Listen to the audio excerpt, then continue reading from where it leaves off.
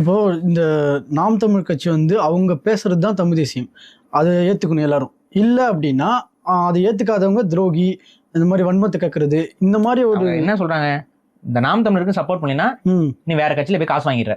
இதுதான் இவங்களோட ஸ்டேட்மெண்ட். நீ என்ன எல்லாம் வேணாலும் சொல்லிக்க, என்ன அவதூறு வேணா கட்டமைச்சுக்கோ, அதெல்லாம் எனக்கு பிரச்சனை கிடையாது. ஆனா இந்த மாதிரி நீ என்ன சொன்னாலும் பரவாயில்ல, இந்த மாதிரியான இந்த 3 பேருக்குலாம் நாங்க ஆதரவு கொடுக்க முடியாது. நீ என்ன வேணாலும் சொல்லிக்காது, 1000 விளக்கம் கொடுத்துக்கோ. ஏன்னா காலம் வந்து எல்லாத்தையும் 8 லட்சம் ஆக்கிடும்.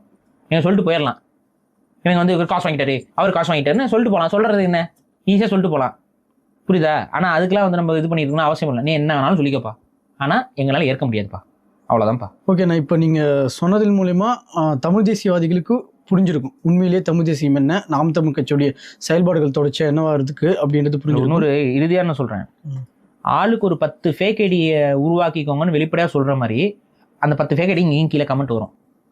எனக்கு அது நல்லா தெரியும். இவங்களோட அஜெண்டா என்னன்னா வன்மம், பதில் வராது. பணம் வாங்கி விட்டார், ஏடிஎம்கேக்கு சப்போர்ட் பண்ணிக்கிறார், விஜய்க்கு சப்போர்ட் பண்ணிக்கிறார், இப்படியே. புரியுதா? புரியுது. இந்த அஜெண்டா வச்சு உட்காந்துக்கிட்டு என்னமோ இவங்க மேல இருக்க தனிப்பட்ட வன்மத்தினாலதான் நம்ம வந்து இதெல்லாம் நம்ம பேசுறோம், அப்படிலாம் கிடையாது. தமிழ் தேசியத்தின் மீது இருக்கக்கூடிய பற்றின் அடிப்படையில் தான் அதை நாங்கள் பேசுறோம். உங்களுக்கு அது பற்று இருந்தா பேசுங்க, பேசாட்டி கடந்து போங்க. என்னை எதிர்க்கணும்னா எதிர்த்துட்டு போங்க, நோ இஷ்யூஸ். என்னை எதிர்த்து தான் நீங்க வந்து கட்சியை நடத்தணும்னா தாராளமா நடத்திட்டு போங்க, அப்படியே வந்துட்டு போங்க. ஆனா எது தமிழ் தேசியமோ அதை நான் ஆதரிப்பேன், எது தமிழ் தேசியம் இல்லையோ அதை நான் எதிர்ப்பேன். இது தமிழ் தேசியம் கிடையாது, எதிர்க்கிறோம், அவ்வளவுதான் விஷயம். சரி.